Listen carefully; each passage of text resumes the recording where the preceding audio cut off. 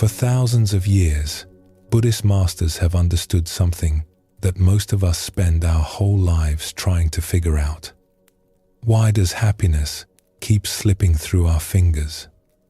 Why do we get what we want and still feel restless?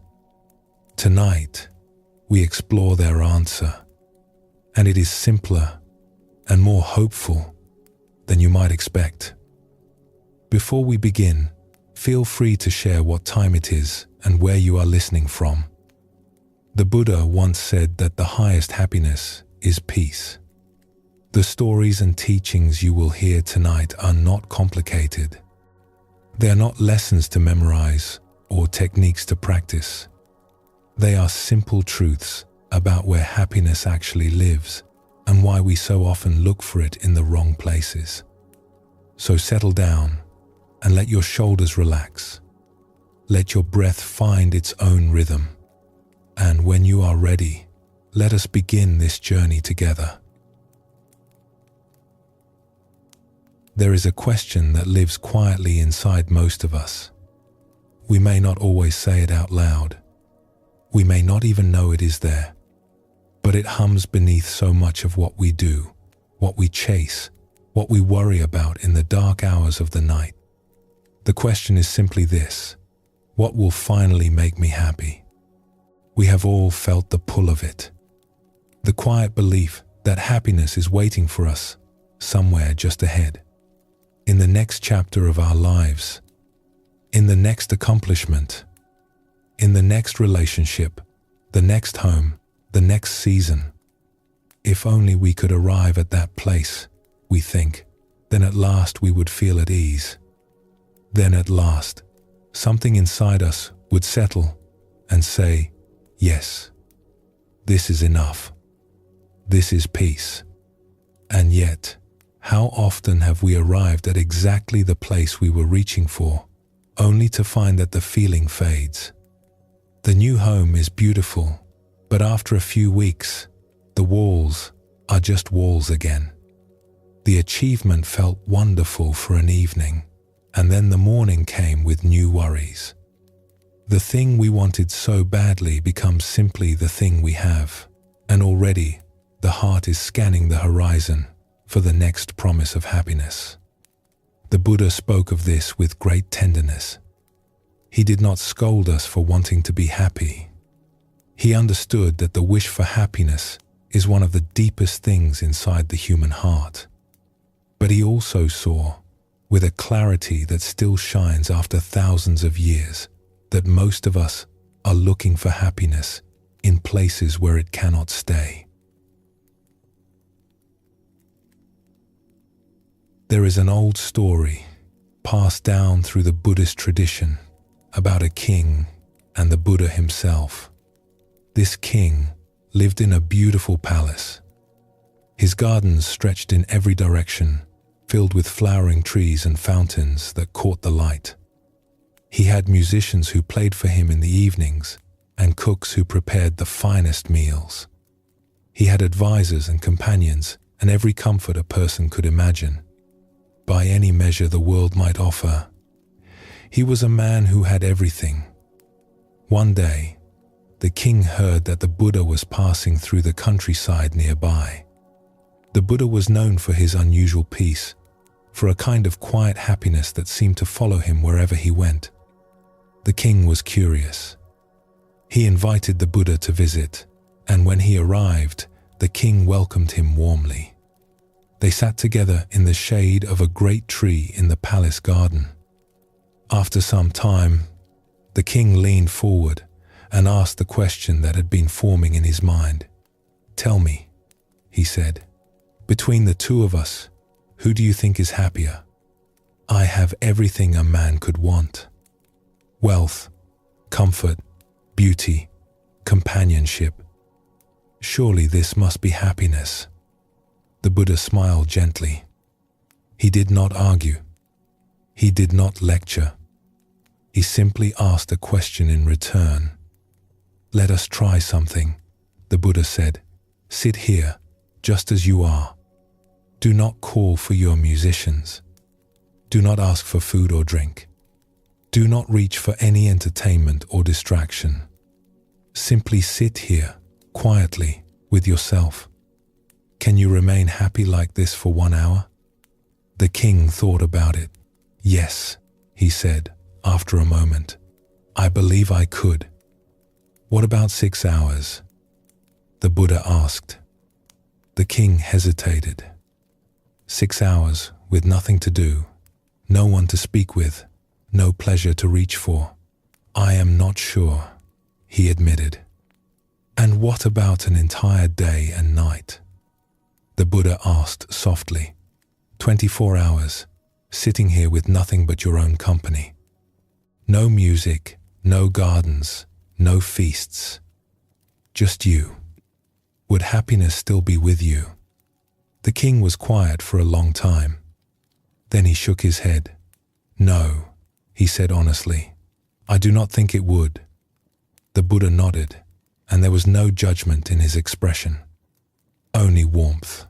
I have found, he said, that I am able to sit for a day, or several days, or even a week, with nothing at all, and happiness does not leave me. It does not depend on what is around me. It does not need music or gardens or praise. It arises from somewhere inside, and it stays. The king looked at the Buddha for a long time, and then very simply, he said, I think you have found the greater happiness.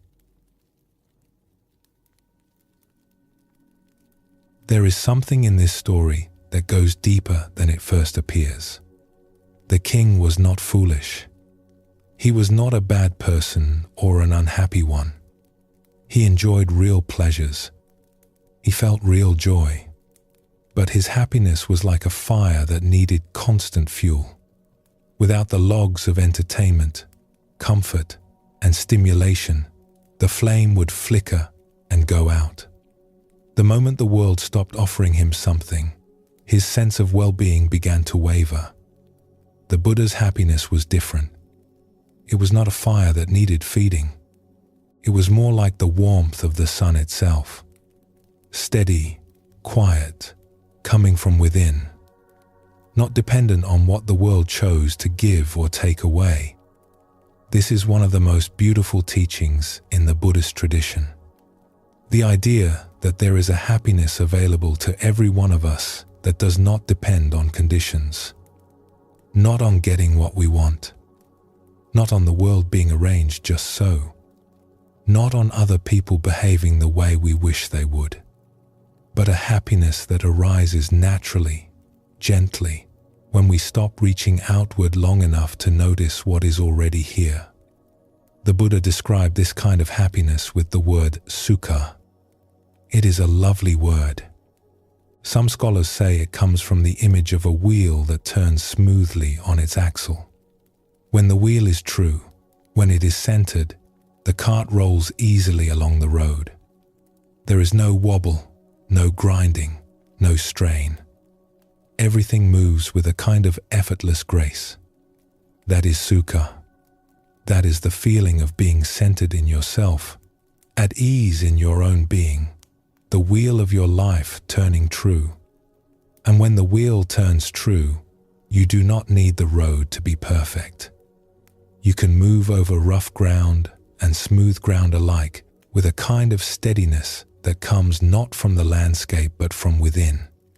And the opposite, dukkha, which is often translated as suffering, comes from the image of a wheel that is off-center. A wheel that wobbles and grinds and makes the whole journey difficult. Not because the road is bad, but because something inside the wheel itself is out of alignment. So much of our searching for happiness is really an attempt to fix the road. We think if we could just smooth out the bumps, remove the obstacles, pave the path ahead, then the ride would finally feel easy. But the teaching here is much simpler and much more hopeful. It is not the road that needs to change. It is the wheel. And the wheel is something we carry within us. There is a small, quiet moment that many of us have experienced but rarely talk about. It is not dramatic. It is not the kind of thing that makes for a grand story. But it may be one of the most important experiences a person can have. It is the moment when you are doing nothing at all and happiness arrives on its own. Perhaps you have felt this. You are sitting by a window on a quiet afternoon, looking out at nothing in particular. The light is falling softly across the trees. A bird moves between branches. The sound of the wind is very far away. You are not trying to be happy. You are not thinking about happiness at all. You are not doing anything to earn it, or chase it, or arrange the conditions for it. Your mind, which has been busy all day with plans and worries and lists, begins to slow down. Not because you forced it to, but because, for just a moment, you forgot to keep it spinning. At first, you might not even notice it happening. The thoughts are still there, but they are drifting now, rather than pulling. The plans for tomorrow feel a little further away. The conversation you were replaying in your mind loses its urgency. And in that gap, that small opening where the mind's momentum gently pauses, something very quiet rises up to meet you. It is hard to name. It is not excitement. It is not relief. It is something softer than both. A feeling of ease, of warmth, of being, for no particular reason, simply content to be alive. Simply glad to be here, looking out at the ordinary beauty of the world. This is what the Buddhist teachings are pointing toward. Not a happiness you have to build or earn or chase across the years, but a happiness that is already here, waiting in the spaces between your thoughts, the way sunlight waits behind clouds. You do not create the sunlight. You only need to stop standing in your own shadow. The Buddha once said, "Peace is the highest happiness." Not pleasure, not excitement, not even joy, beautiful as joy can be, but peace. The simple, quiet, unshakable sense that all is well, right here, right now, even if the world outside is complicated and imperfect. That peace is what we are gently turning toward tonight. Now, it would be easy to hear a teaching like this and feel discouraged. We might think, well, that is lovely for the Buddha sitting under a tree, but what about me? What about my busy life, my responsibilities, my restless mind that never seems to quiet down? This is a very natural response. And it is worth saying clearly, you do not need to sit in perfect stillness for 7 days to taste this kind of happiness. You do not need to become a monk or retreat to a mountaintop. The teaching is not about achieving some distant, extraordinary state. It is about recognizing something that is already quietly present in your ordinary life. Think of it this way. When you walk into a room where someone has been cooking something wonderful, you smell it immediately. The fragrance is just there. You did not create it. You simply walked in and noticed. The happiness the Buddha spoke of is a little like that. It is not something you manufacture. It is something you notice when you slow down enough to walk into the room of your own being. And we have all had these moments, even if we did not recognize them at the time. The moment when you step outside after a long day and feel the cool air on your skin and something inside you quietly says, "Ah." The moment when you watch someone you care about laughing and for no reason you can explain, your heart feels full. The moment when a piece of music finds you at exactly the right time and something tight in your chest gently lets go. The moment when you lie down at the end of a long day and feel the bed receive the weight of your body and everything in you softens. You did not plan for those moments. You did not earn them. They simply arrived because for one brief breath, you were not looking elsewhere. These moments are not accidents. They are glimpses. They are small windows into the kind of happiness that does not depend on anything going right in the world.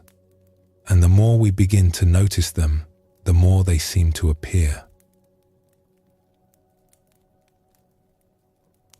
There is a beautiful tradition in Buddhism of making a simple wish, a kind of quiet blessing that is offered not just for oneself, but for all living beings. It goes like this: may all beings be happy. It is one of the most ancient and beloved phrases in the Buddhist world, and there is something very tender about it. It does not say, may all beings get what they want. It does not say, may all beings be successful, or may all beings be comfortable. It says, simply, may they be happy, as if happiness were the deepest thing we could wish for one another, as if it were the very center of what it means to live well. Tonight, as you rest here, you might let that wish settle gently into your heart. May all beings be happy. May you, wherever you are, begin to feel that quiet happiness that has been waiting for you all along. Not because anything in your life has changed, but because, for just this moment, you have stopped reaching outward and allowed yourself to simply be.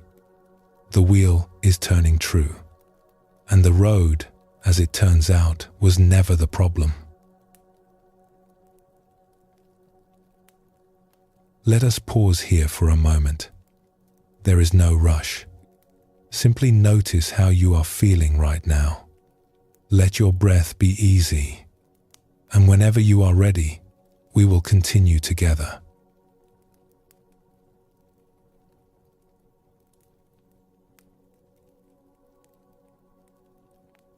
Sometimes, the most surprising discoveries are not the ones we go searching for. They are the ones that find us quietly when we have stopped trying so hard. In the Buddhist tradition, there is a gentle distinction made between two experiences that most of us bundle together under a single word. We call them both happiness, but they are actually quite different. One is joy. The other is something deeper, something the tradition calls sukha, which we might translate as ease or contentment, or a kind of happiness that has settled into its own stillness. Joy is wonderful. It rises like a wave. It can fill the body with warmth, with energy, with a feeling of lightness that makes the world seem to shimmer. But joy, by its very nature, moves. It swells, it crests, and eventually it passes. There is an excitement to joy, a beautiful aliveness, but also a restlessness. If you have ever laughed so hard that you needed to catch your breath, or felt a surge of delight that left you buzzing, you know what joy feels like. It is a visitor who arrives with great energy and eventually needs to move on.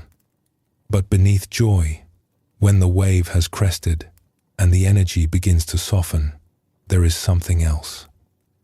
Something quieter. It does not announce itself the way joy does. It does not sweep through the body or light up the mind. It simply sits there, like still water after the wind has stopped. A gentle sense of well-being. A feeling that nothing is missing. That you are, in this moment, enough. That life, in this moment, is enough. This is the happiness the Buddhist path gradually reveals.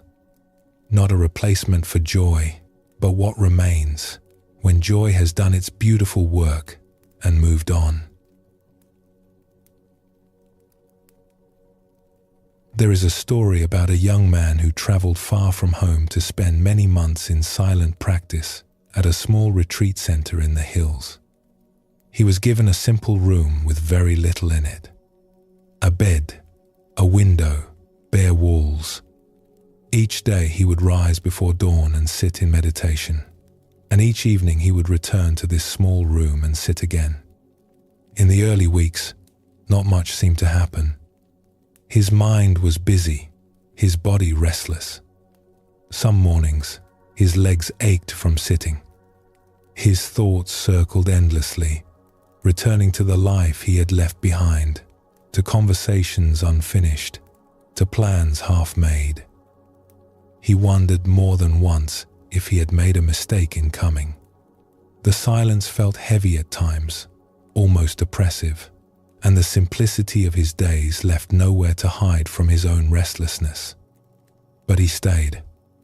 He kept sitting, and slowly, without any great dramatic moment, without any flash of insight or thunderclap of understanding, something began to shift.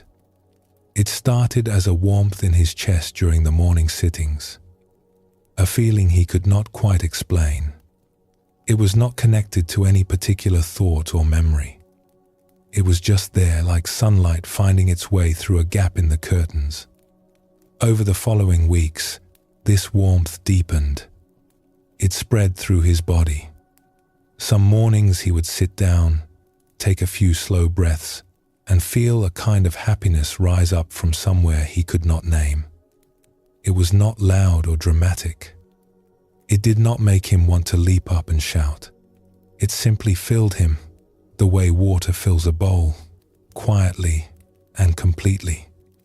He would sit there in that small room, on that simple bed, and feel a sense of love and well-being so full that it almost seemed to hum. He had not done anything special to earn it.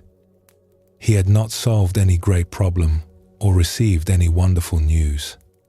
He had simply been sitting, day after day, in the same quiet room, and happiness had come to him the way spring comes to a hillside.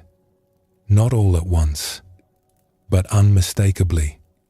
After many months of this, he began to have a curious thought.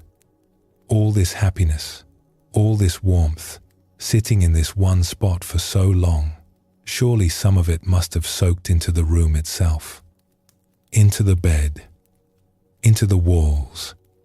He smiled at the thought, knowing it was a little fanciful, but there was a part of him that believed it too.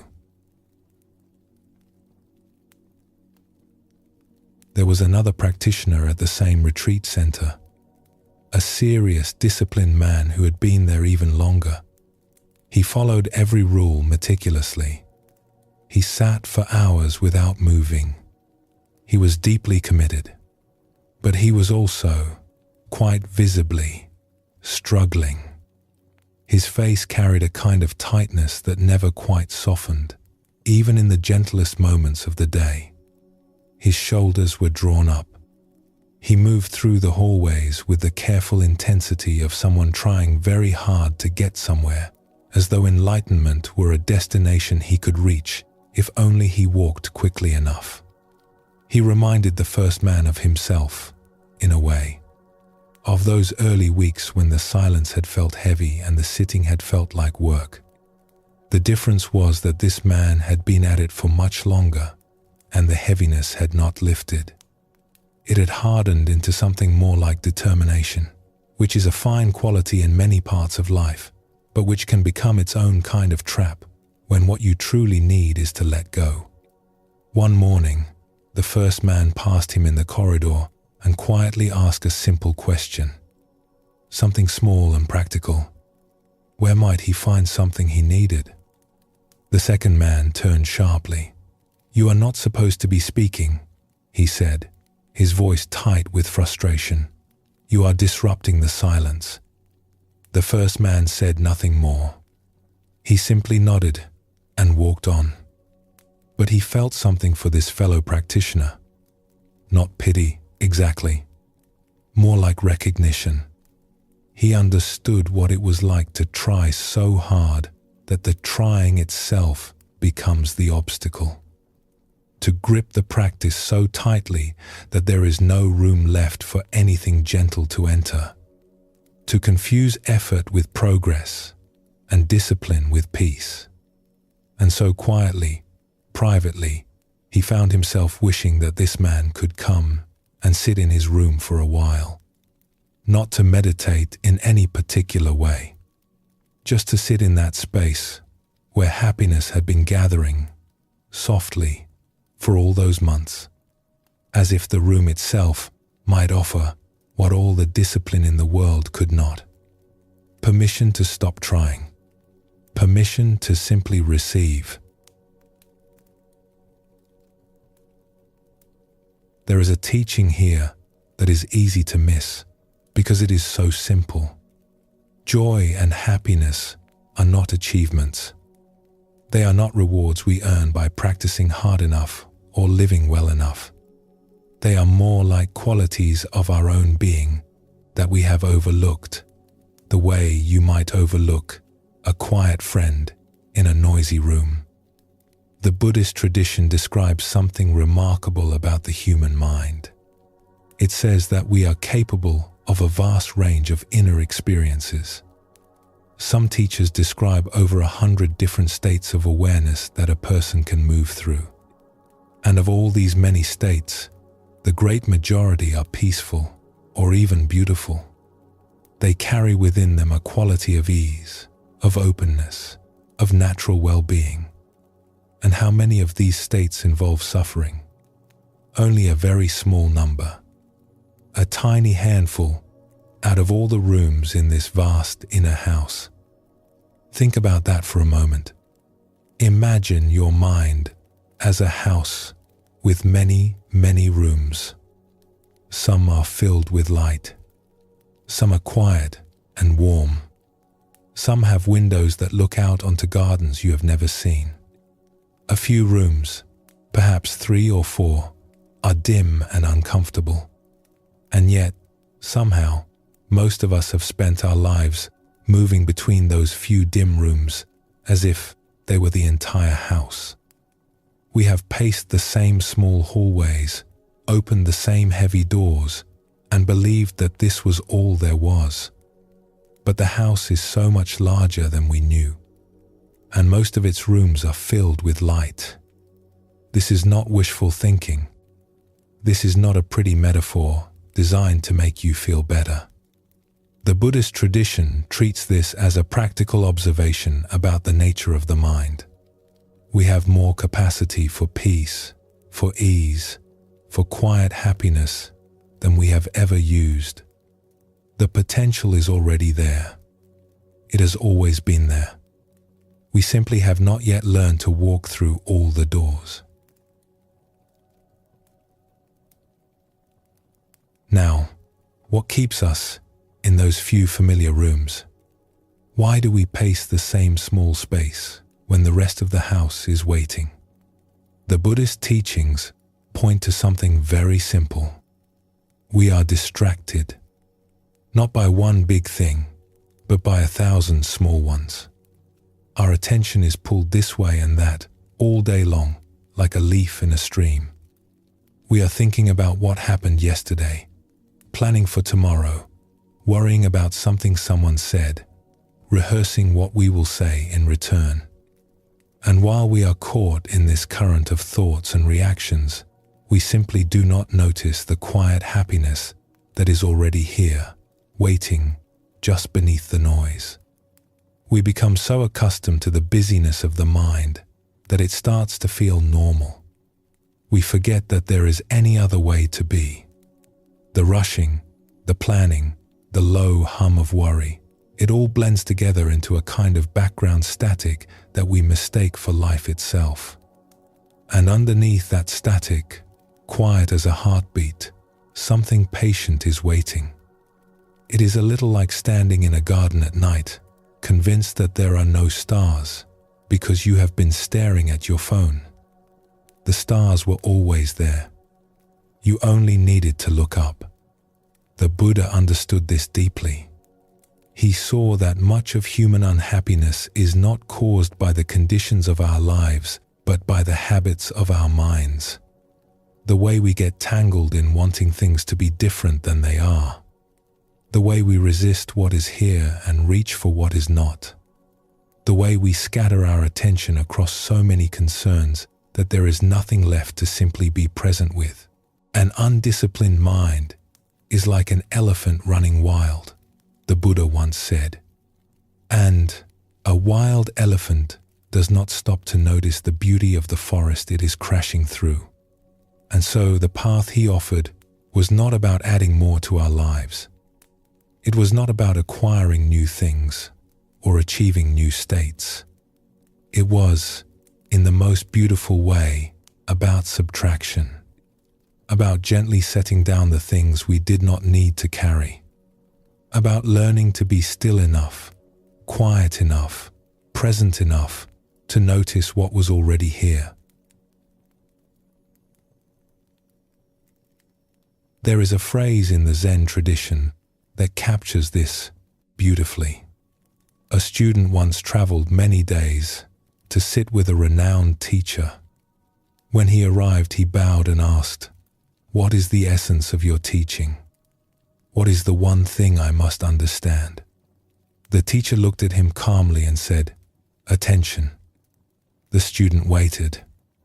Surely there was something deeper, something more complex, some secret that would unlock the mystery of the mind.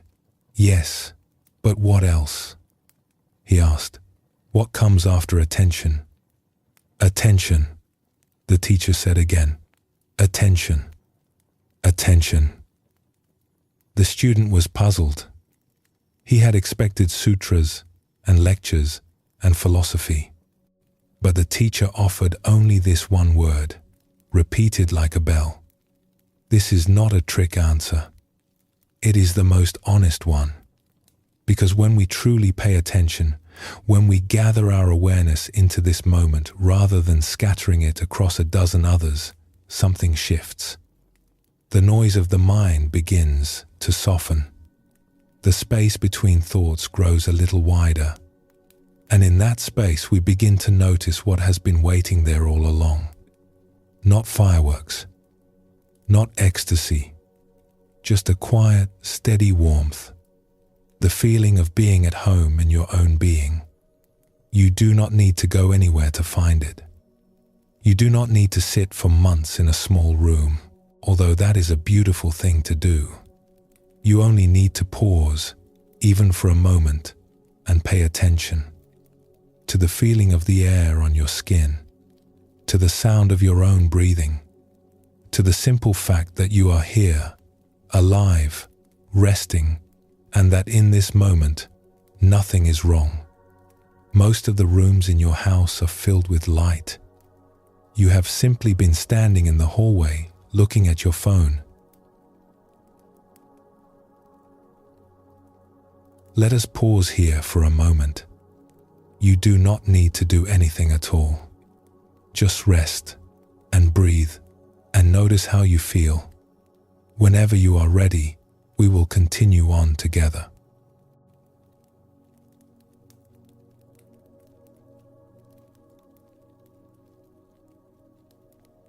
How does someone begin to find their way toward peace? This is a question that has been asked for thousands of years, and the answers have taken many forms. But in the Buddhist tradition, there is a description of the path that is especially tender, because it begins not with strength, not with discipline, not with any great spiritual achievement, but with something much more humble. It begins with honesty. The Buddha described a natural unfolding, a series of stages that build gently upon each other, the way a garden grows. You do not force a seed to become a flower. You simply give it the right conditions, and it opens in its own time. The path toward inner peace works in much the same way. One stage creates the conditions for the next, and the next creates the conditions for the one after that. And the very first stage, the one that sets everything else in motion, may surprise you. It is the willingness to be honest about the fact that something hurts. There is a story about a woman who traveled a great distance to visit a healer in a small village by the sea. She had been unwell for a long time, not in any way she could easily describe, but in the way that sometimes settles into the bones and makes the world feel grey. She had tried many things. She had kept busy. She had filled her days with distractions. She had told herself and everyone around her that she was fine. When she arrived at the village and found the healer, he was sitting on the porch of a small wooden house, looking out at the water. He did not seem hurried. He did not seem to be waiting for anything in particular. He simply looked up as she approached and gestured for her to sit. She sat down across from him and waited. She expected him to examine her, perhaps to offer her some remedy or some wise advice. Instead, he simply looked at her with kind eyes and said, "Tell me where it hurts." She opened her mouth to answer and found that she could not speak. Not because there was nothing to say, but because there was so much. Years of it, layers of it, and she had never, not once, allowed herself to say it plainly. She had always found a way to change the subject, or to soften it, or to wrap it in a laugh and hand it back as though it were nothing. The healer did not rush her.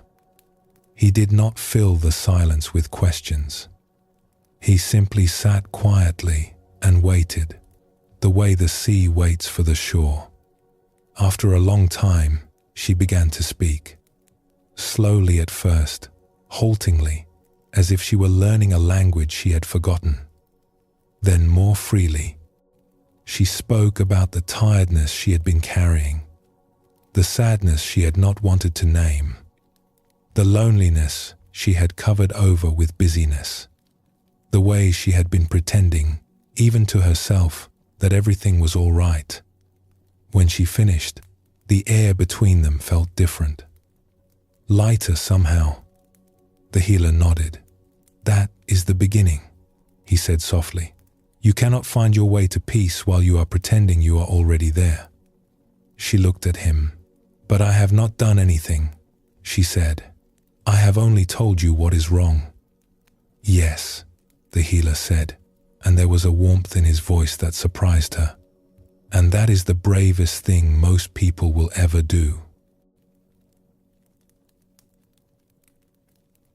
This is what the Buddhist tradition means when it places suffering at the very start of the path. It is not saying that suffering is good or that we should go looking for it. It is saying something much gentler than that.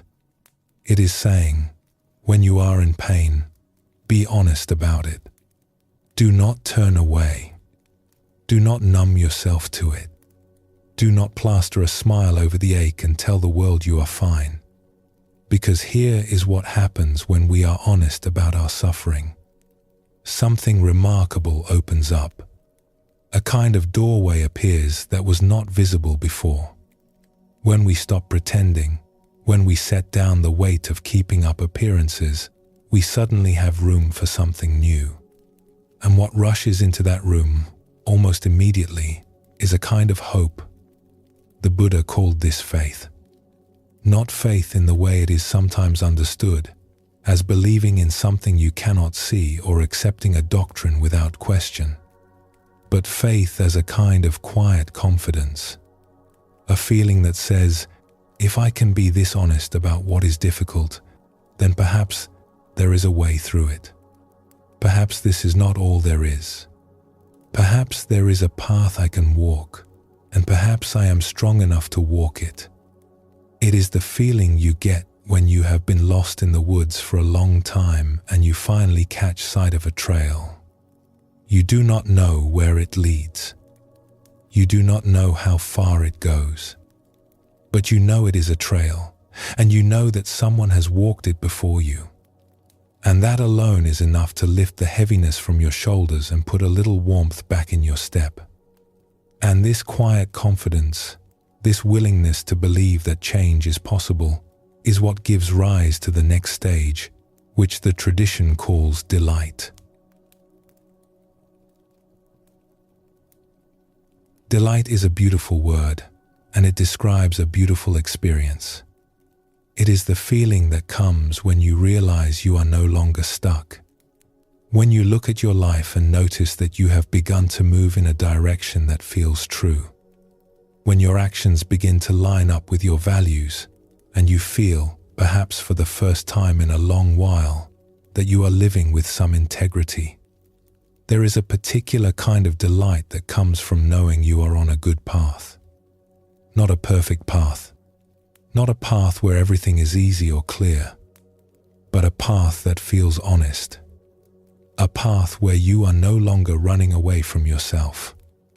Perhaps you have felt this in your own life. The quiet satisfaction of having been kind when you could have been harsh. The gentle pride of having chosen patience over reaction. The warmth that comes from knowing that today you tried to live well. These are not dramatic feelings.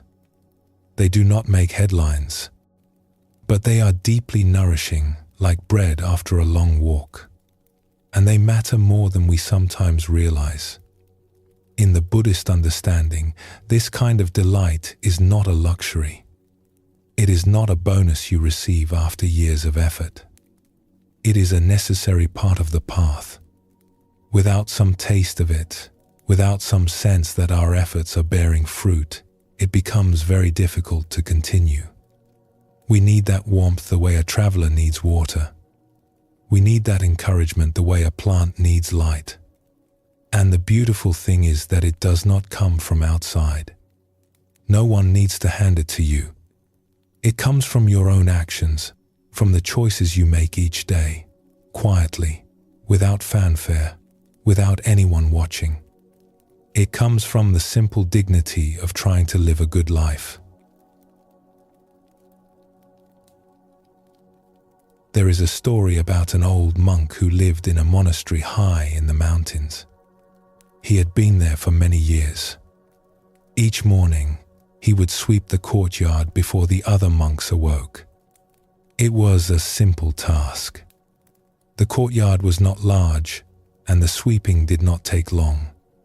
But he did it with such care, such quiet attention, that the other monks sometimes paused to watch him through the windows. One day, a young student who had recently arrived approached him after the morning sweeping was done. The courtyard stones were still damp, and the first light was just beginning to warm them. "May I ask you something?" the student said. The old monk nodded. "Why do you always sweep the courtyard yourself? There are younger monks who could do it. You have been here longer than anyone. Surely you have earned the right to rest." The old monk smiled. It was the kind of smile that comes from having been asked a question you have thought about for a very long time. "When I sweep," he said, "I am not cleaning the courtyard. I am cleaning my mind." The student looked puzzled. The old monk leaned the broom against the wall and sat down on the stone step beside him. "Each morning, I wake up and there is dust. In the courtyard, yes, but also in here." He touched his chest lightly. "Small worries, old habits, little tangles of restlessness that gathered while I was sleeping. And so I take the broom and I begin. Stroke by stroke, the courtyard becomes clear. And stroke by stroke, something in here becomes clear, too. By the time I am finished, I feel a kind of gladness. Not because the courtyard is clean, but because I showed up for my life this morning. I did one small thing with care, and that is enough to begin a good day." The student sat with this for a while, watching a bird hop along the edge of the courtyard wall. Then he asked, "And what happens after the gladness?" The old monk looked out at the mountains, where the mist was beginning to lift. "After gladness comes calm," he said. "And after calm, if you are patient, comes something very like peace." This is the gentle logic of the path the Buddha described. Honesty about suffering opens the door to faith. Faith opens the door to delight. Delight, the quiet gladness of a life lived with care, opens the door to something the tradition calls joy. Joy is warmer, more expansive, a feeling that begins to spread through the body like sunlight through a window. And joy, in its own time, begins to settle. The way a river slows as it reaches a wide open valley. The energy is still there, but it is no longer rushing. It becomes calm. It becomes tranquil. And this tranquility, this deep settling of all our restless energies, is what creates the ground for the kind of happiness we have been speaking of tonight. None of these stages are forced. None of them are demanded. They unfold the way a flower opens, each petal making room for the next.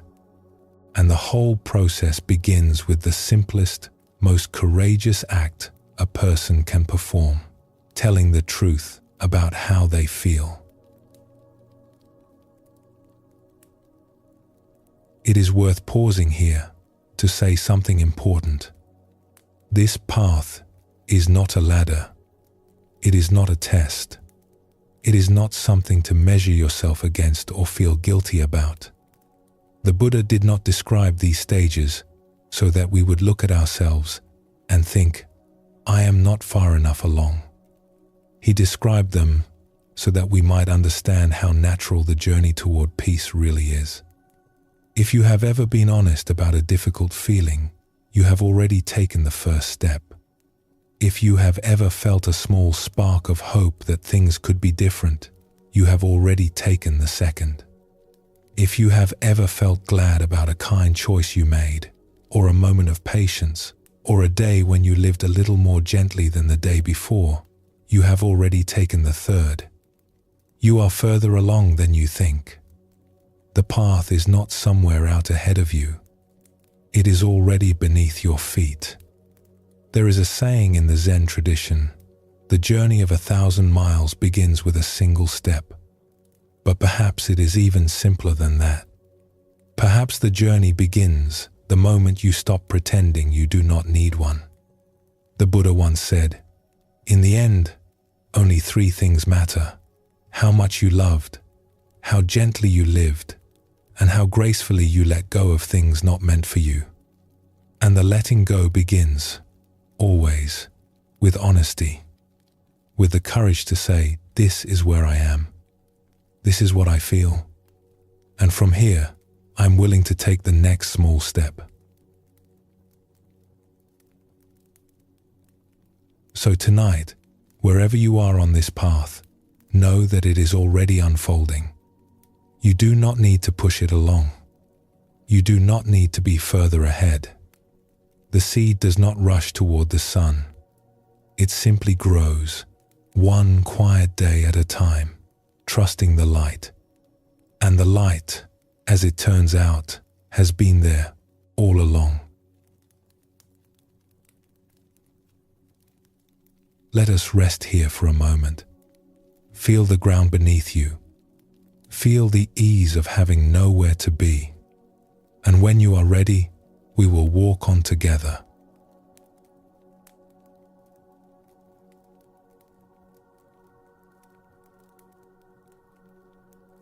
Most of us have spent a long time looking for happiness. We have been looking for it since we were very young, though we may not have called it that. We called it other things: comfort, success, security, love, the right job, the right home, the right life. And we set out after these things with great sincerity, believing, as most of the world believes, that happiness is something you find at the end of a long search, that it is waiting for you in a particular place, and if you are diligent enough, clever enough, lucky enough, you will arrive there. The Buddha had a beautiful compassion for this kind of searching. He did not dismiss it. He did not call it foolish. He simply noticed with the quiet clarity of someone who has watched the same pattern unfold 1,000 times, that the search itself often leads us in circles. Tonight, let us look gently at some of those circles, not to judge ourselves for having walked them, but to see them clearly so that we might, in our own time, find our way to something more lasting. There is a particular kind of happiness that comes from relief. You know this feeling well. You have been carrying something heavy for a long time, a worry, a tension, a difficult stretch at work or at home, and then, finally, it passes. The burden lifts, and in that moment of release, there is a flood of something that feels very much like happiness. A long week ends, and you sink into the quiet of an evening with nothing to do. A difficult conversation you have been dreading turns out to be easier than you feared. A pain that has been troubling you finally eases. In those moments, the body softens, the mind opens, and there is a wash of something lovely. We breathe out. We smile. We think, yes, this is what I have been waiting for. And it is real. That feeling is genuinely pleasant. There is nothing false about it. But there is something important to notice about it. It only lasts as long as the memory of the burden is fresh.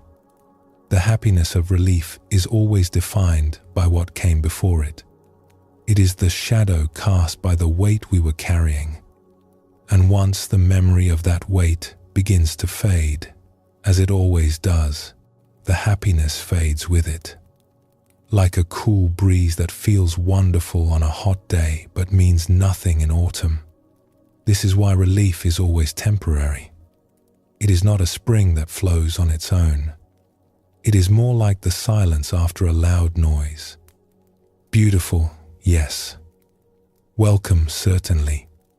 But it only exists in relation to what came before. And so we find ourselves, almost without realizing it, in a strange and tiring cycle. We accumulate stress so that we can feel the relief of releasing it. We wind ourselves tight so that we can feel the pleasure of unwinding. We work ourselves to exhaustion so that we can feel the sweetness of finally resting. And we begin to mistake this rhythm, this endless tightening and loosening, for happiness itself. We begin to think that this is all happiness can be. The Buddhist tradition looks at this pattern with great gentleness and says, there is another way. There is a story about a merchant who lived in a busy town. He was a good man, well-liked, hard-working. He had a wife who loved him and neighbors who respected him. But he had a dream. For years, he had wanted to build a fine house on the hill above the town. He could see the spot from his shop window, and each day as he worked, he would glance up at it and imagine the house that would one day stand there. The thought of it kept him going through long days and difficult seasons. His wife would sometimes find him standing at the window, gazing up at the hill. "You are looking again," she would say, smiling. "One day," he would answer, "one day it will be ours." And she could see how much it meant to him, how the thought of that house on the hill was the bright thread running through his years. So she did not discourage him. She saved alongside him. She waited alongside him. And after many years, the house was finally built. It was everything he had imagined. Tall windows that caught the morning light. A garden with a view of the valley below. Rooms that smelled of new wood and possibility. On the first evening, the merchant and his wife sat together on the porch and watched the sun set over the town where they had spent so many years dreaming of this very moment. "Are you happy?" she asked. "I am," he said. And he meant it. But after a few months, something began to shift. The rooms that had felt so full of possibility began to feel simply like rooms. The view from the garden, which had once taken his breath away, became familiar. He still liked the house. He was still glad he had built it. But the happiness, that bright, warm feeling that had filled him in the early days, had quietly slipped away, the way morning mist lifts from a valley without anyone noticing exactly when it went. His wife noticed before he did. "You are looking out the window again," she said one afternoon, gently. He turned, startled. He had not realized he had been doing it. But she was right. He had been standing at the window of their beautiful new house, gazing across the town to a different hill. And he had been thinking, that would be a lovely place for a garden. This is what the Buddhist teachings call the happiness of fulfillment. It is the happiness that comes when a wish is granted, a desire met, a longing satisfied. And it is, in its own way, a real kind of happiness. The problem is not that it is false. The problem is that it does not stay. We have all lived some version of this story. We wanted something very badly. We worked for it, waited for it, imagined how wonderful it would feel to finally have it. And when we got it, there was a burst of warmth, a sense of arrival, a moment when the world seemed to say, yes, you did it. But the warmth faded. The sense of arrival gave way to a new restlessness. And before long, the mind was already reaching for the next thing, already gazing at a new hill, already composing a new dream. It is not that the dream was wrong. It is that we asked the dream to do something it could not do. We asked it to make us happy forever. And no dream can carry that weight. The Buddha spoke about this with the image of a person trying to quench their thirst with salt water. Each drink seems to help for a moment, but it only deepens the thirst. Not because the water is bad, but because it is not the kind of water that truly satisfies. This is not a reason to stop wanting things. It is not a reason to feel guilty about our desires or to punish ourselves for having dreams. The teaching is gentler than that. It is simply an invitation to notice, to see the pattern clearly and to hold it with kindness.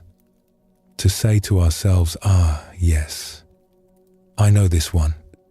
The happiness of getting what I want. It is lovely while it lasts, and it does not last. And that is all right, because there is a deeper well, one that does not run dry with the seasons.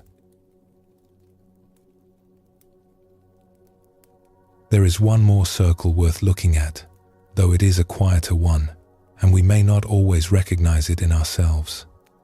Sometimes we find a strange kind of comfort in comparison.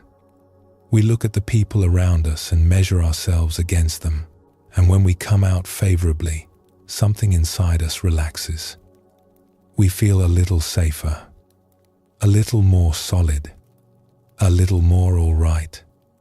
This can take very subtle forms. It is not always as obvious as gloating or cruelty. Sometimes it is just a quiet inner voice that says, well, at least I am doing better than they are. Or a small flicker of satisfaction when someone who intimidated us stumbles. We may not be proud of these feelings.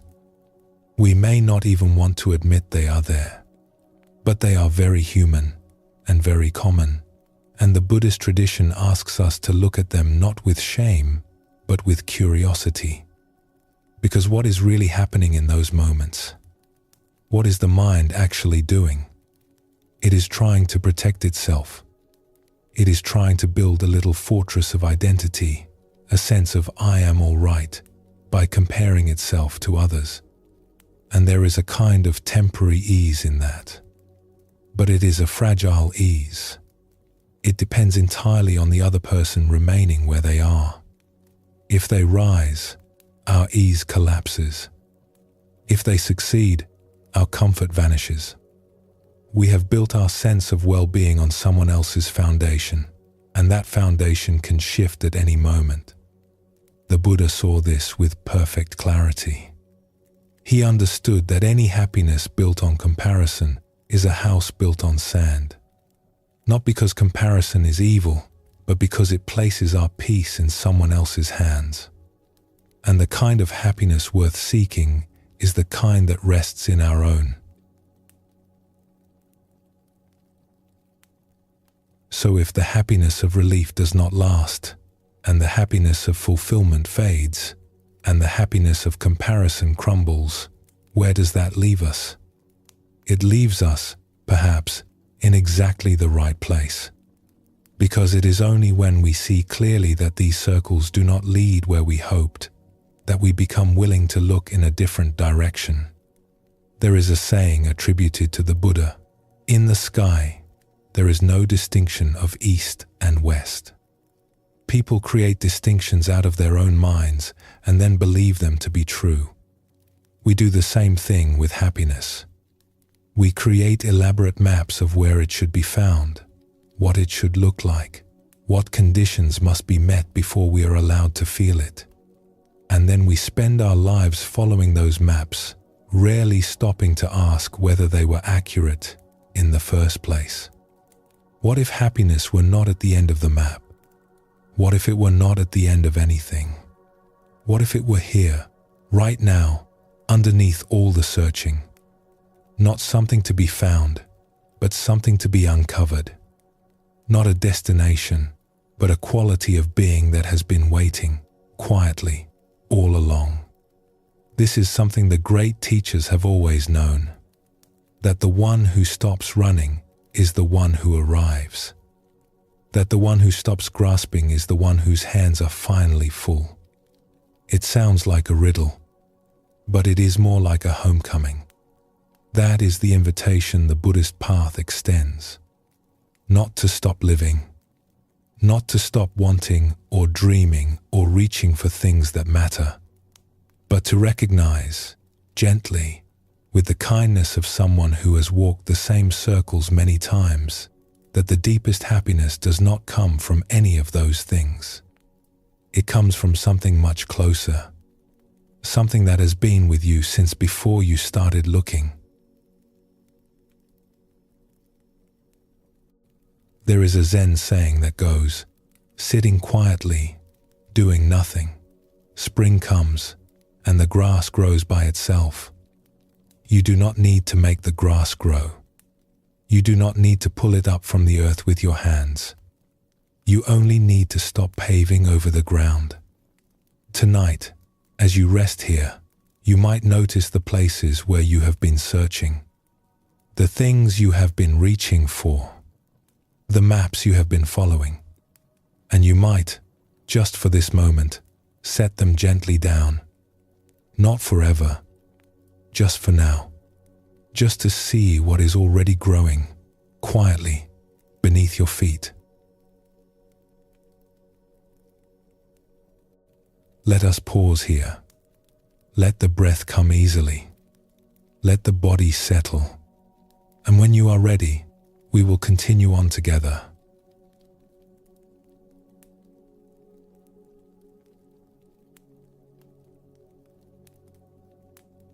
Right now, your body is here. You can feel it. The weight of your limbs. The texture of whatever is beneath you. The quiet rhythm of your breathing, which has been going on all this time without you needing to think about it at all. But where is your mind? If you are like most of us, it has been traveling. Even as your body has been still, your mind has wandered to a dozen different places. It has drifted to something that happened earlier today. It has reached forward into tomorrow. It has revisited a conversation, rehearsed a plan, worried about something that may never happen. It has been busy, your mind. It has been everywhere except here. This is one of the most ordinary experiences of being human. And it is also, according to the Buddhist tradition, one of the deepest sources of our unease. There is a teaching in Buddhism that is easy to overlook because it sounds so simple. It says that when our body, our mind, and our intentions are all in the same place at the same time, something remarkable happens. A kind of wholeness settles over us. A feeling of being gathered, complete, present. And out of that wholeness, a very natural happiness begins to arise. It sounds simple because it is simple, and yet it is one of the rarest experiences most of us ever have. Think about how much of your life is spent divided. Your body sits at a table, but your mind is at your desk. Your hands are washing dishes, but your thoughts are somewhere else entirely. You lie down at the end of the day, and your body is ready to rest, but your mind keeps running, chasing some thread it picked up hours ago and refuses to put down. We are scattered. Not dramatically, not in some obvious way that anyone would notice from the outside, but quietly, constantly, like a river that has been split into a dozen smaller streams. Each stream still flows, but none of them carries the full force of the water. None of them runs deep. And we have grown so used to this that we think it is normal. We think everyone lives this way. And perhaps they do. But that does not make it our deepest nature. There is a Zen saying, when you walk, just walk. When you eat, just eat. It sounds almost comically simple. But try it, truly try it, and you will see how radical it is. Try eating a meal without thinking about anything except the food in front of you. Try walking down a street without your mind running ahead to where you are going. It is extraordinarily difficult. And in those rare moments, when you manage it, even briefly, there is a shift, a settling, a feeling of being more fully alive than you were a moment ago. The Buddhist path is, in many ways, about gathering those scattered streams back together, about bringing the full force of who we are into a single, undivided flow. And when that happens, when we are truly whole and truly here, the depth of what we feel is extraordinary. There is a story about an old woman who lived alone in a cottage at the edge of a forest. She was known in the nearby village for her quietness and for a kind of steady warmth that people found hard to describe. Children liked her. Animals were not afraid of her. When people came to visit, they often left feeling strangely rested, as though they had slept well for the first time in weeks, even though they had only sat with her and talked. One day, a young woman from the village came to see her. This young woman was bright and capable, but she carried a restlessness that she could not seem to shake. She was always busy, always thinking 3 steps ahead, always managing some plan or worry. She was tired, though she could not say exactly why. "How do you do it?" the young woman asked. "How are you so calm? You live here alone, with so little, and yet you seem more at peace than anyone I know." The old woman poured 2 cups of tea and set one before her guest. "Watch the tea," she said. The young woman looked down at her cup. The tea had just been poured. It was cloudy, full of tiny leaves and sediment swirling in the hot water. She watched.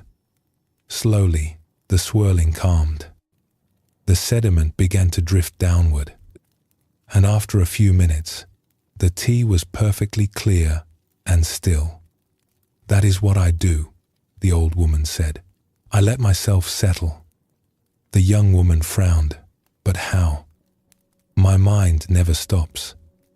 Even now, sitting here with you, I am thinking about what I need to do when I get home, what I should have said to someone yesterday, whether I remembered to close the gate. The old woman nodded, as though this were the most natural thing in the world. Of course, she said, the leaves are always swirling. That is what leaves do when the water is stirred. You do not need to stop them. You cannot stop them by wanting them to stop. You only need to stop stirring. The young woman sat with this. She wrapped her hands around the warm cup and felt its heat pass into her palms. But what does that mean? How do I stop stirring? I do not even know I am doing it. The old woman looked at her with great kindness. You are doing it right now, she said gently. You are sitting here with me, drinking tea, and somewhere in your mind you are already at home, already closing the gate, already in the next hour of your life. Part of you is here. Part of you is there. And so long as you are divided like that, the water cannot clear. So what do I do? Nothing, the old woman said. That is the whole secret. You do nothing. You sit here. You drink your tea. You let yourself be in one place. Just one. And the settling happens on its own. The young woman looked down at her cup again. The tea had become perfectly still. She could see the bottom of the cup. She could see her own reflection in the surface, faintly, like a face appearing in a quiet pond. Oh, she said softly. The old woman smiled. Yes, she said. Oh. This image, the cup of tea slowly clearing, is close to what the Buddhist teachings describe when they talk about the settled mind. We do not become peaceful by forcing our thoughts to stop. We become peaceful by no longer adding to their momentum, by no longer stirring. And what does the stirring look like? It looks like desire pulling us towards some imagined future. It looks like worry replaying the past.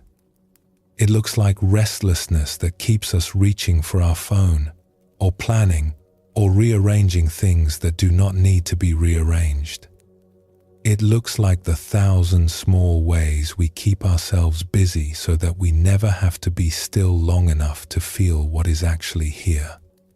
The Buddha described 5 particular patterns that keep the mind churning.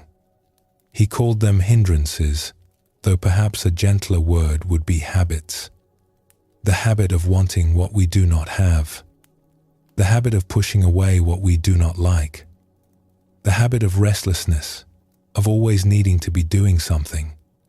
The habit of heaviness, of sinking into dullness when the mind does not know what else to do. And the habit of doubt, of constantly questioning whether any of this matters. These are not flaws. They are not signs that something is wrong with us. They are simply the ways the mind keeps itself stirring.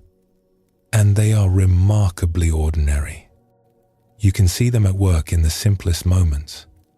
The restlessness that makes you reach for your phone when you have been sitting quietly for 30 seconds. The wanting that turns a peaceful evening into a search for something to eat, something to watch, something to fill the space. The doubt that whispers, even now, this is not working, I should be doing something else.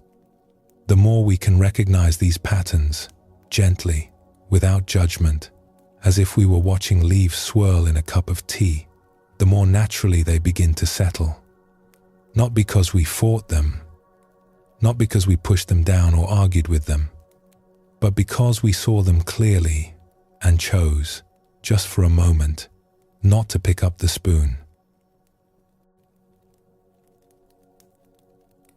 When the mind does settle, when the stirring slows and the water begins to clear, something quietly extraordinary happens. The body, the mind, and the heart arrive in the same place. And in that arriving, there is a feeling that is hard to put into words. It is not excitement. It is not even what most people would call joy. It is quieter than that, warmer. It is the feeling of coming home after a long time away and sitting down in your own chair and realizing that nothing needs to happen next. That you are simply here. And that being here is, for reasons you cannot quite explain, deeply good. This is the happiness the Buddha spoke of when he described the deeper stages of the path. Not a happiness that depends on something going well in the world. Not a happiness that requires a particular thought or a particular feeling, but a happiness that arises out of wholeness, out of being undivided, out of all the scattered pieces of who you are gathering together in one place, like birds returning to a single tree at dusk. There is a beautiful simplicity to it. You are not trying to feel anything in particular. You are not chasing any special state. You are simply here, all of you, at once, and that turns out to be enough. Many people who sit quietly for a long time report this experience with a kind of wonder. They say things like, "I was just sitting there, and suddenly I felt happy, and I could not tell you why." Or, "Nothing special was happening. I was just breathing. And I felt this warmth, this contentment, and it did not seem to come from anywhere." They often sound surprised, as if they had found something valuable in a place they had walked past 1,000 times without looking. And what surprises them most is how ordinary it feels. They expected fireworks. They expected bliss or visions or some great revelation. And instead, they got something much simpler and, in its own way, much more profound. Just a feeling of being all right, of being whole, of being here, and finding that here is a good place to be. This is not a mystical experience. It is not reserved for monks or saints or people who have spent decades in practice. It is simply what happens when the mind stops scattering itself long enough for its natural warmth to be felt. The way you can feel the warmth of the sun on your skin the moment a cloud passes. The sun was always shining. The cloud was the only thing in the way. The Buddha put it beautifully when he said, "Peace comes from within.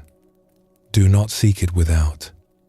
Not because the outside world has nothing to offer, but because the deepest peace, the most sustaining happiness, is not something the world can give you or take away. It is something that reveals itself when you stop looking elsewhere and simply arrive where you already are. This is what it means to come home to yourself, not to achieve some extraordinary state, not to become someone different, but to gather all the scattered parts of who you are, the worrying mind, the tired body, the hopeful heart, and let them rest together in the same place. To let the tea settle, to let the water clear, and to notice, with surprise and perhaps with gratitude, that what is left, when all the stirring stops, is something very close to peace. You do not need to do this perfectly.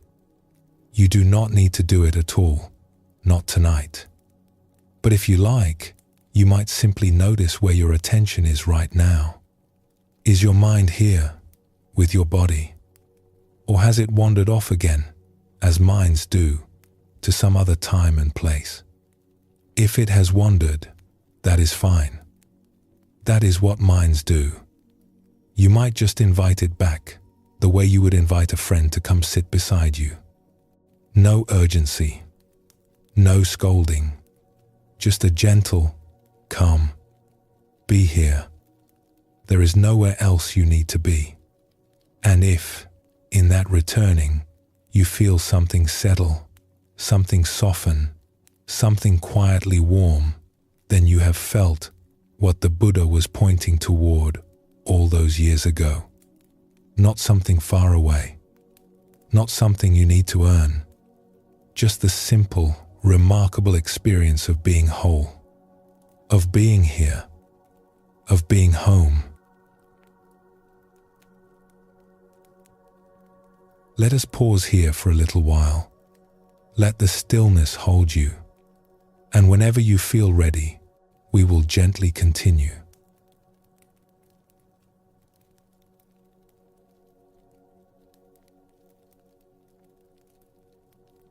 There is a question that sometimes visits us in the quiet hours. We do not always invite it. It simply appears like clouds on a clear afternoon.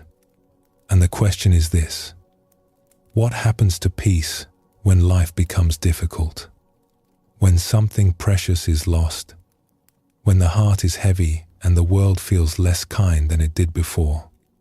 It would be dishonest to speak about happiness without also speaking about sorrow. They are not strangers to each other. In fact, in the Buddhist tradition, they are understood to be deeply connected. Shore and sea, always touching, always belonging to one another. You cannot have one without the other. And learning to be at peace with both, to allow both to move through you without resistance, is one of the most tender teachings the tradition has to offer. So let us turn toward this gently, together, and see what we find. There is a story about a woman who came to a silent retreat after a year of great loss. In the space of just a few seasons, several people she loved dearly had passed from her life. One after another, like lanterns going out along a path. She had been carrying this sorrow for a long time, and she had come to the retreat not because she expected it to be fixed, but because she did not know where else to go. At home, she had tried to grieve. She had given herself permission to feel what she felt. But at home, grief came in long, slow waves. It would rise in the morning and stay with her through the day, a dull heaviness that never quite lifted. Sometimes it would last for hours. She would sit with it, try to breathe through it, but it lingered like fog in a valley, thick and grey, and seemingly without end. On the retreat, something different happened. The grief still came. It came in waves, just as it had at home. But here, in the silence, without the 100 small distractions of daily life, without the phone ringing or the dishes needing washing, or the conversation that pulled her attention sideways, something changed about the way it moved. The waves were more intense. She could feel them rising from deep inside her body, powerful and raw, as though the sorrow had been waiting for a place where it was safe to fully arrive. Her chest would tighten, her eyes would fill, and the feeling would move through her like weather, like a great gust of wind passing through an open room. But instead of lasting for hours, these waves passed through her in minutes. They would rise, crest, and then dissolve, like a wave breaking on the shore and then drawing back into the sea. And in the space that followed, in that quiet aftermath, she found something she had not expected. Peace.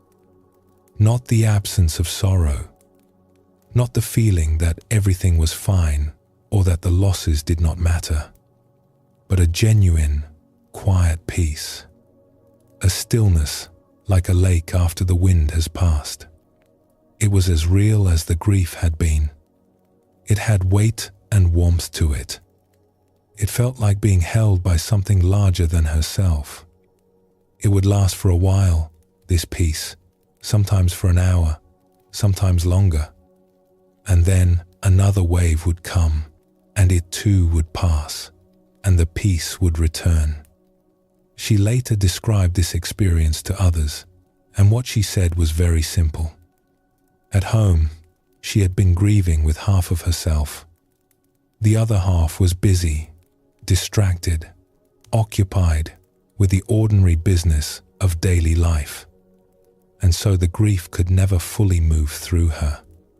It was always being interrupted, always being held back by the thousand small things that kept her attention divided. It was like trying to cry while also answering emails. The tears came, but they could never finish. But on the retreat, there was nothing in the way. The grief arrived fully, and because it arrived fully, it was free to pass fully. And what was left behind, each time, was peace. There is something very important in this story, and it has to do with resistance. Most of us, when something difficult arrives, have an instinct to push it away, to distract ourselves, to fill the space with noise or activity or plans so that we do not have to sit with what hurts. And this is understandable. It is deeply human. We do not want to feel pain. We do not want to feel sadness. We want to be happy, and so we turn away from the things that are not happy and hope they will leave on their own. But the Buddhist tradition offers a different understanding. It suggests that it is not the difficult feeling itself that causes us to suffer most. It is our resistance to it, the pushing away, the tightening, the refusal to let it be here. There is a saying in the Zen tradition, the resistance to the unpleasant situation is the root of suffering. Not the situation itself, the resistance. Think of it this way. When a wave comes towards you in the ocean, you have a choice. You can brace yourself against it, tighten every muscle, plant your feet, and try to stand firm. And if you do, the wave hits you with its full force. It knocks you off balance. It tumbles you. The harder you resist, the harder the fall. And when you finally surface, gasping, the next wave is already on its way, and you brace again, and the cycle continues, and you wonder why the sea feels so exhausting. Or you can do something else, something that feels, at first, like it takes more courage than bracing. You can soften. You can let your body be light. You can let the wave lift you, carry you for a moment, and set you back down. You do not fight it. You do not pretend it is not there. You simply allow it to move through you, as you might allow music to fill a room.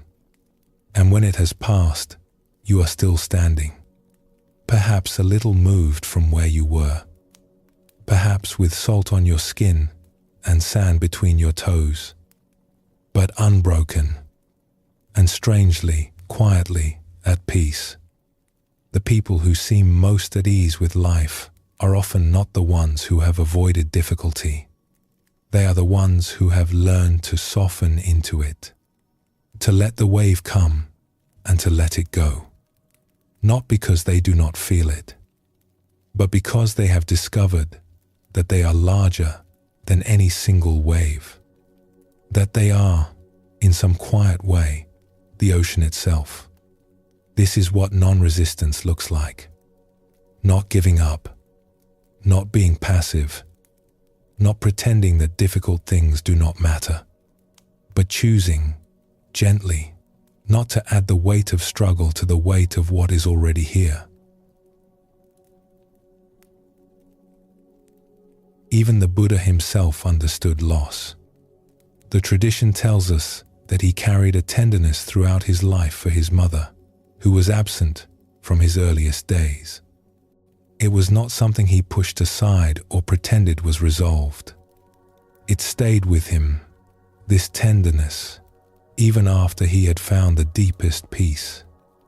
And there is something reassuring in that. The idea that peace does not mean the absence of feeling. It does not mean becoming numb or distant or untouched by life.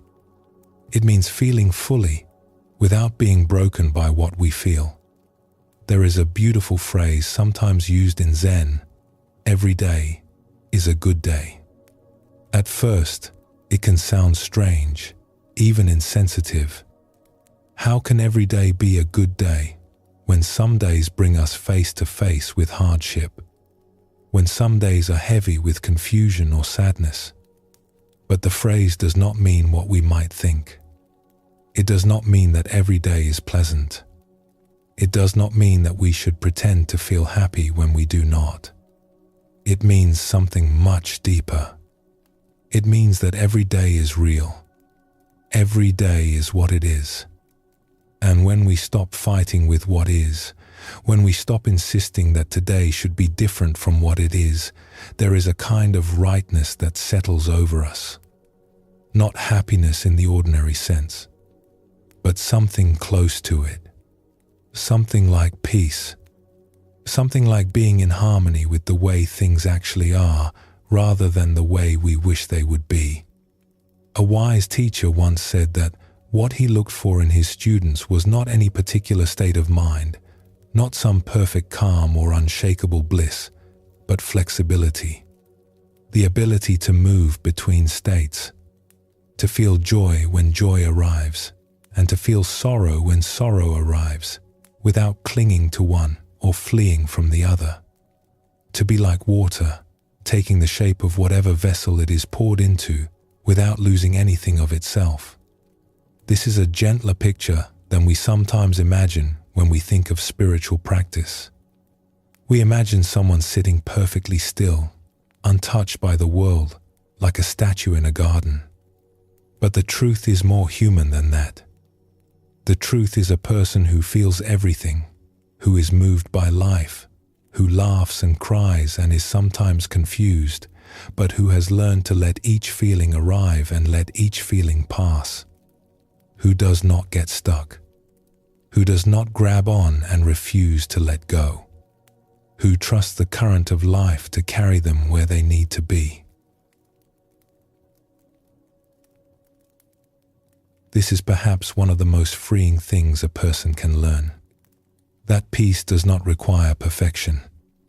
That you can feel sorrow and still be at peace. That you can face difficulty and still carry a kind of quiet steadiness inside you. That happiness and sadness are not enemies but neighbors, living side by side, and that a heart large enough to hold both is a heart that has truly learned to live. The woman who came to the retreat discovered this, not as a philosophy or an idea, but as a lived experience. She felt the waves of her sorrow move through her, fully and completely, and she felt the peace that waited on the other side. Not because the sorrow was gone, but because she had finally stopped standing in its way. There is a tenderness to this teaching that is hard to put into words. It does not ask us to be strong. It does not ask us to be brave. It asks us only to be willing. Willing to feel what is here. Willing to let it move. Willing to trust that, like a wave, it will pass. And that what remains, when it does, is something we can rest in. There is an old Buddhist story about a teacher who was asked by a student, "How do I find peace in the middle of a storm?" The teacher thought for a moment and then said, "Do not look for the place where there is no storm. Look for the place within you that the storm cannot reach." The student sat with this for a long time. "Where is that place?" He asked. "It is the place that is not fighting," the teacher said. "It is the place that is simply watching the storm pass." We all have this place inside us. It is not far away. It is not something we need to create or earn or achieve. It is the quiet center that remains when everything else is moving. The eye of the storm if you like. The stillness at the bottom of the sea, while the waves roll and crash above. You may not feel it right now. You may not feel it tomorrow.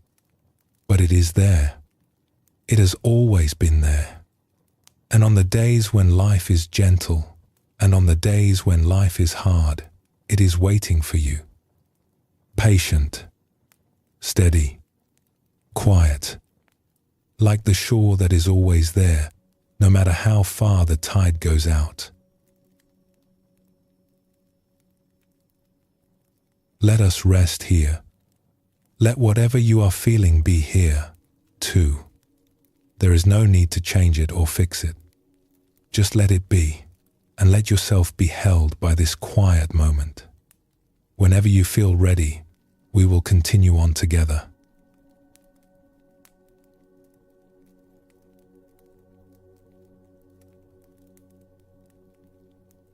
A child walks down a road after it has rained. She is not thinking about where she needs to be. She is not running through a list of things she must do.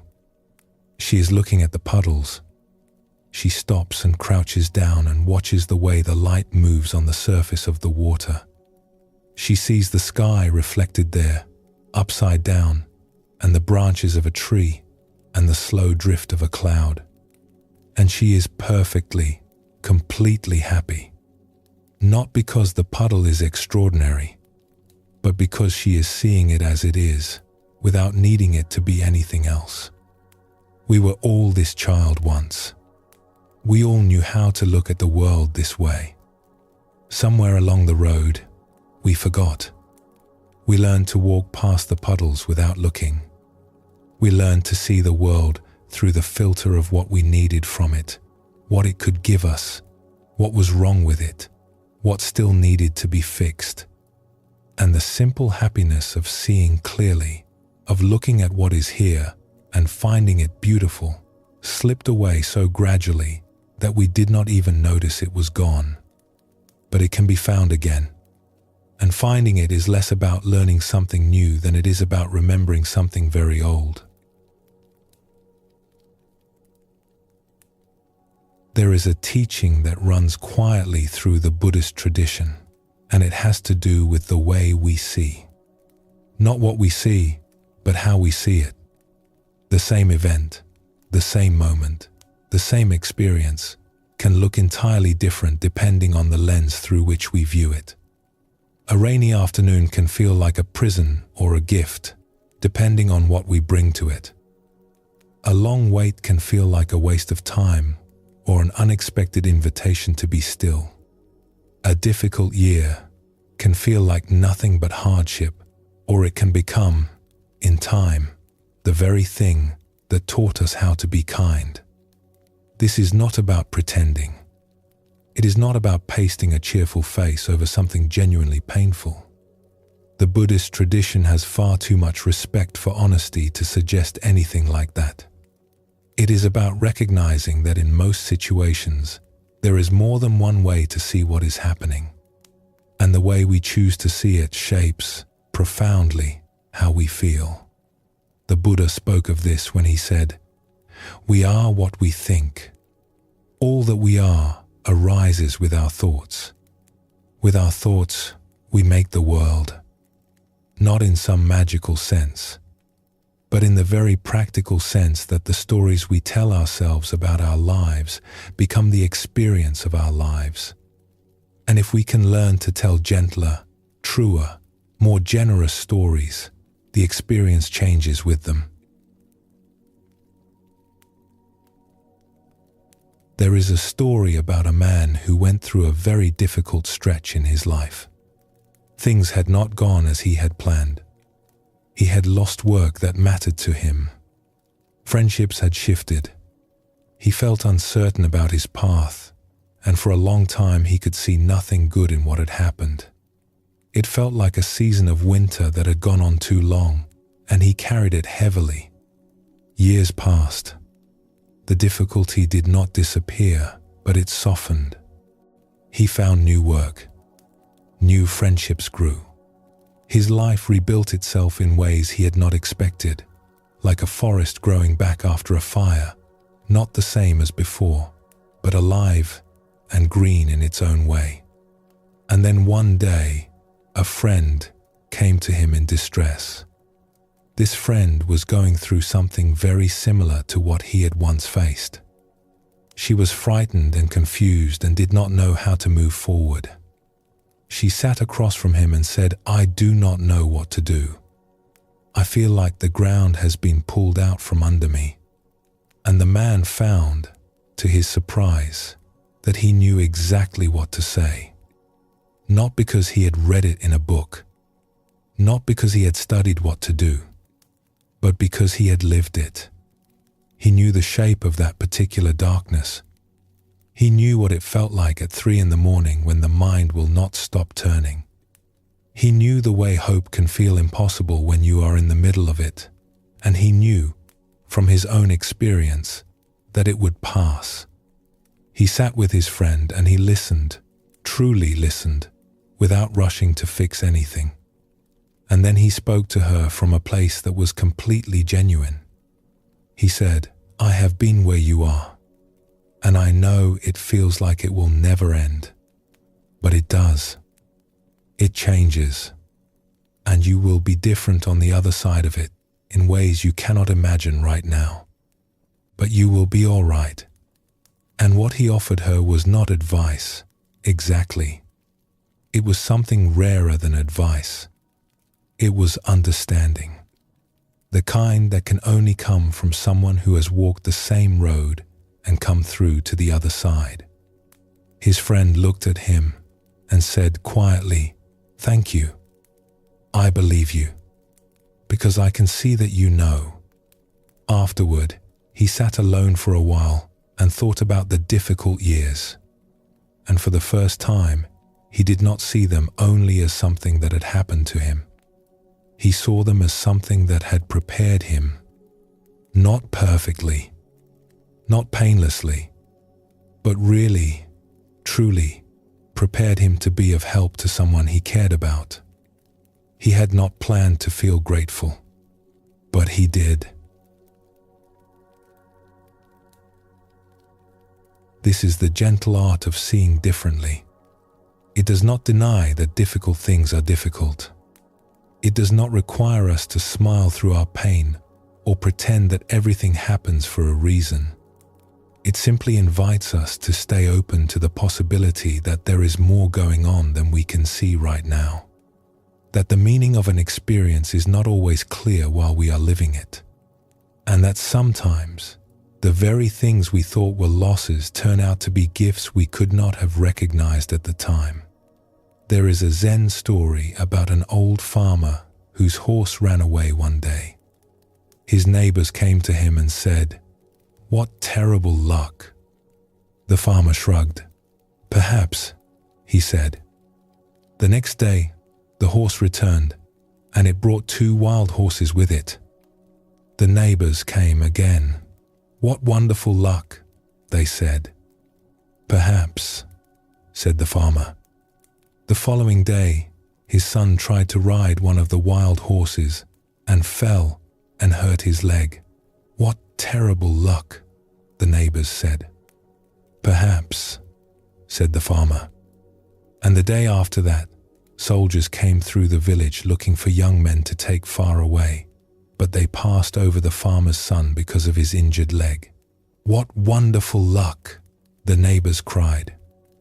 "Perhaps," said the farmer. The story could go on forever, and that is the point. We are always in the middle. We never have the full picture. And the farmer's gentle "perhaps" is not indifference. It is wisdom. It is the willingness to say, "I do not know what this means yet. I will wait. I will stay open. I will not decide too quickly whether this is good or bad." And in that waiting, in that openness, there is a kind of peace. There is another dimension to seeing differently, and it has to do with beauty. We tend to think of beauty as something that belongs to sunsets and mountain views and perfectly arranged flowers. But the Buddhist tradition has a wider understanding. Beauty is available everywhere if we are willing to look for it. In light falling across an ordinary wall, in the face of a stranger on the street who, if you look closely, has the most remarkable eyes, in the sound of rain on a roof, in the silence between two notes of music. One of the people at a gathering on happiness once said something that stayed with the teacher long after the talk was over. She said that she had discovered a particular kind of happiness in finding beauty where she did not expect it, in looking at something ordinary, something she might have passed without a second glance, and choosing to really see it. And in that seeing, something opened. A connection, a warmth, a quiet sense of being part of something larger. She gave an example. She said that sometimes she would look at a person she did not know, perhaps someone on the street or in a crowded room, someone she might not have found immediately warm or easy to be around. And she would look past the surface. She would look at their eyes. And there, almost always, she would find something beautiful. A spark, a softness, some quality of aliveness that connected that person to her and to everyone else in a way that made her feel less alone. It is like discovering a garden behind a wall, she said.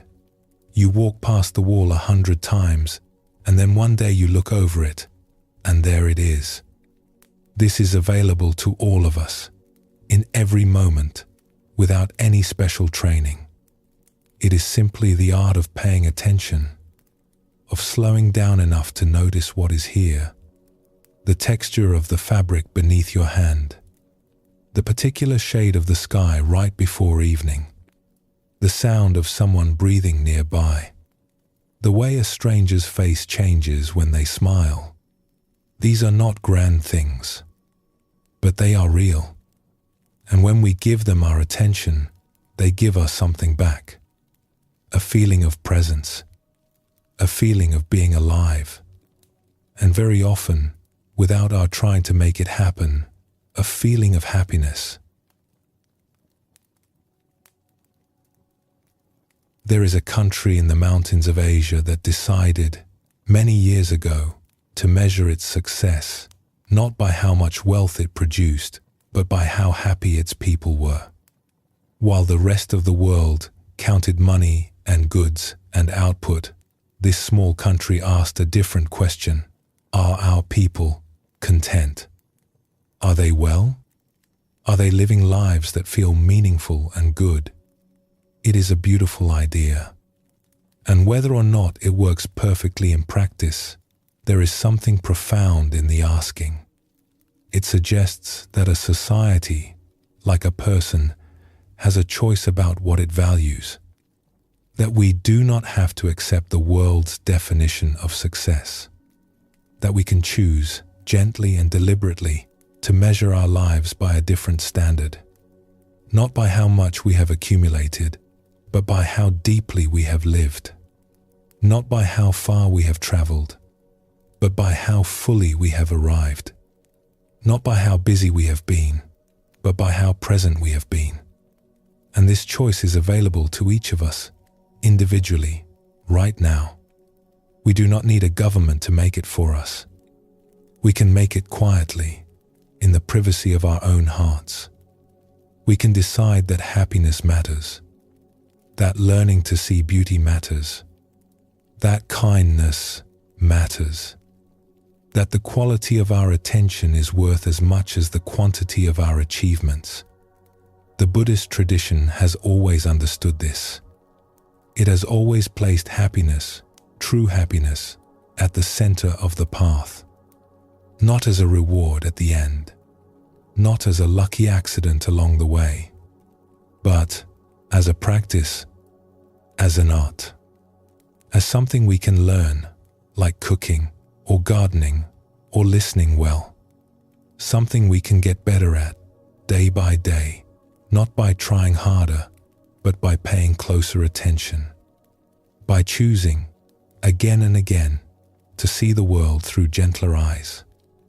And the beautiful thing about this art is that it does not require any special conditions. You do not need a mountaintop or a monastery or a year of silence.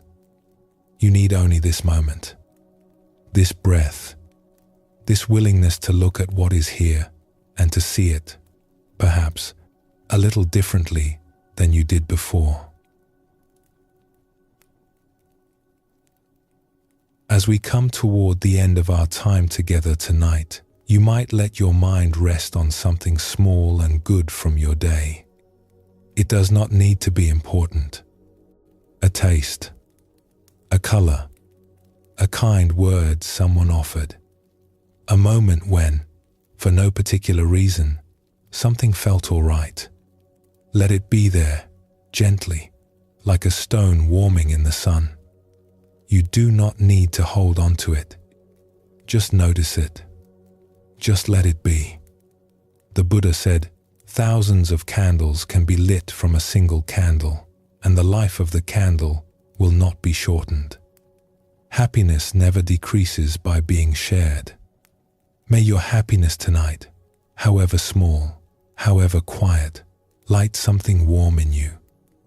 And may that warmth, in its own time, find its way to others. Let us rest here, gently. Breathe softly. And when you are ready, we will take one last step together.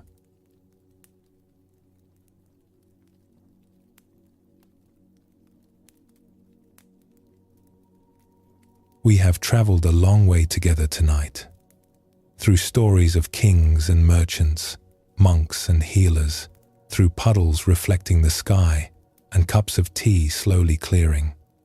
We have looked at the happiness that fades and the happiness that stays. We have spoken about grief and beauty, about the scattered mind and the quiet miracle of coming home to yourself.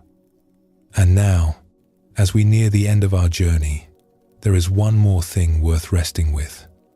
Something the Buddhist tradition considers the most sublime happiness of all.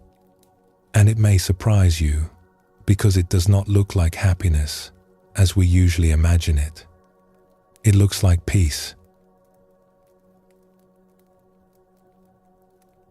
There is a teaching that runs through the heart of the Buddha's path. It says that beyond joy, beyond even the warm contentment we have been exploring tonight, there is something quieter still. The tradition calls it equanimity. It is a word that can sound distant or cold if we are not careful, so let us be careful. Equanimity is not indifference. It is not the flat calm of someone who has stopped caring.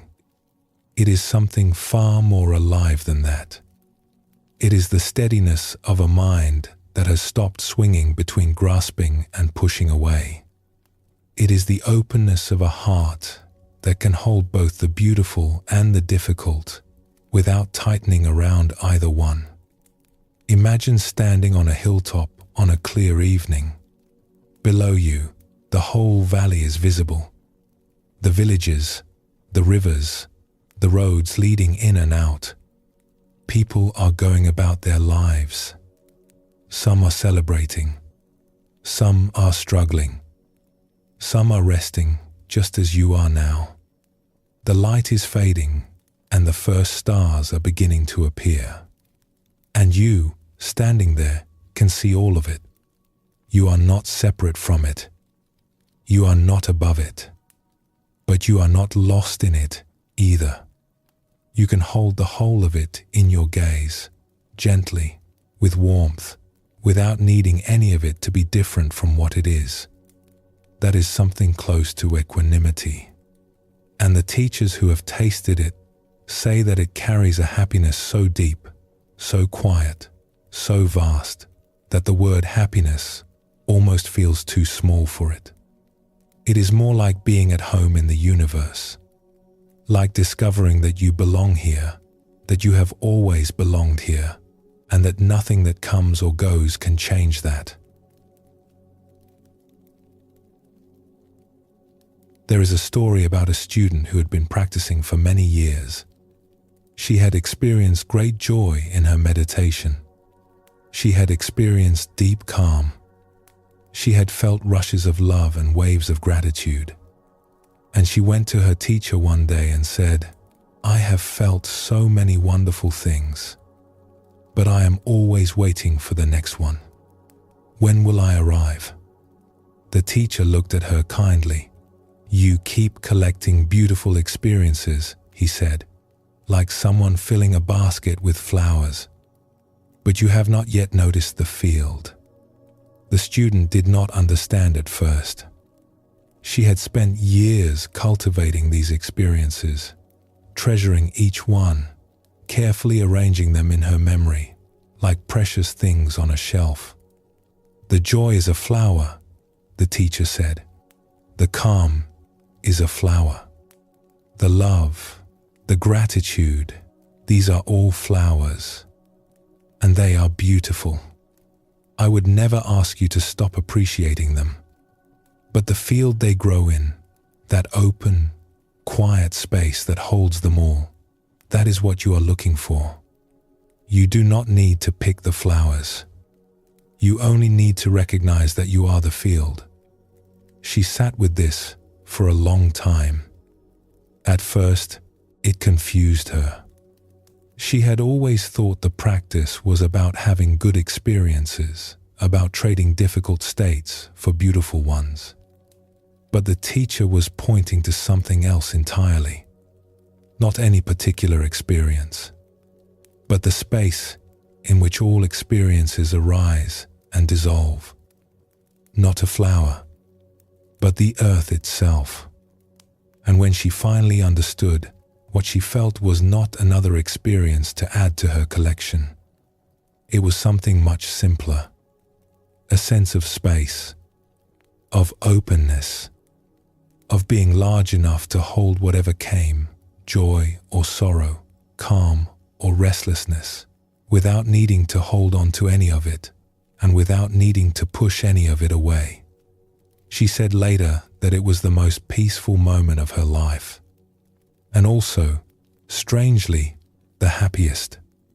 Not because anything wonderful was happening, but because she had stopped needing something wonderful to happen. This is what the Buddha meant when he said that the highest happiness is peace. Not the peace of having everything go your way. Not the peace of having solved all your problems or answered all your questions, but the peace of a mind that has come to rest in itself, that has stopped chasing and stopped fleeing and simply arrived here in this moment, open to whatever it holds. It is available in the most ordinary moments, in the pause between one breath and the next, in the silence after you finish speaking, in the space between sleeping and waking, when the mind is soft and the world has not yet made its demands, in the moment when you look up from whatever you are doing and notice with a kind of surprise that everything is all right, not perfect, not solved, but all right, and that you are here for it. You have felt it before. Perhaps you did not have a name for it. Perhaps it lasted only a moment before the mind started up again with its plans and worries. But it was there, real as sunlight, quiet as snow, and it will be there again, because it is not something that comes and goes. It is the ground beneath everything that comes and goes. Steady, patient, always here, always waiting for you to stop long enough to notice.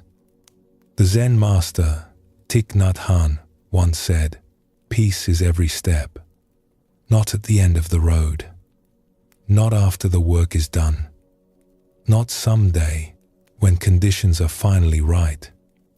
Every step, this one, and this one, and this one.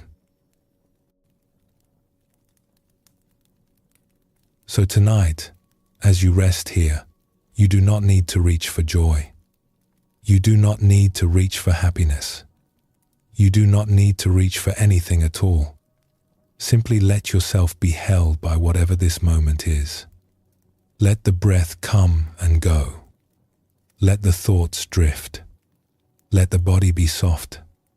And if, somewhere in the quiet, you notice a feeling of peace, you might recognize it for what it is.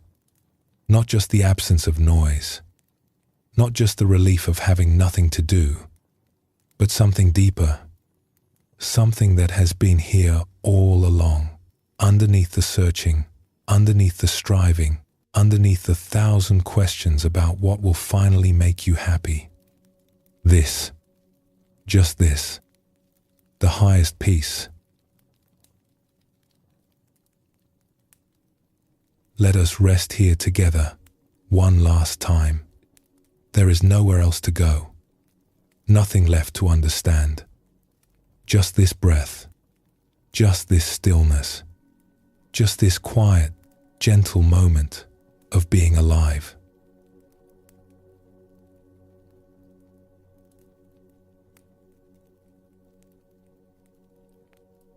We began this evening with a question. What will finally make us happy? And perhaps, as we reach the end, the answer is simpler than we expected. Not a thing, not a place, not a circumstance that needs to line up just right, but a quiet turning inward, a willingness to stop reaching and to notice what is already here. The Buddha saw this clearly thousands of years ago. That happiness is not something we chase down. It is something we uncover. And the deepest happiness of all, the one he called the highest, is peace. The peace of a mind that has come home to itself. The peace of a heart that has room for everything. You carry that peace with you, even now, even on the difficult days. Even when the mind is busy and the world is loud, it is there, beneath it all, quiet as a candle in a still room. May all beings be happy. May all beings be at peace.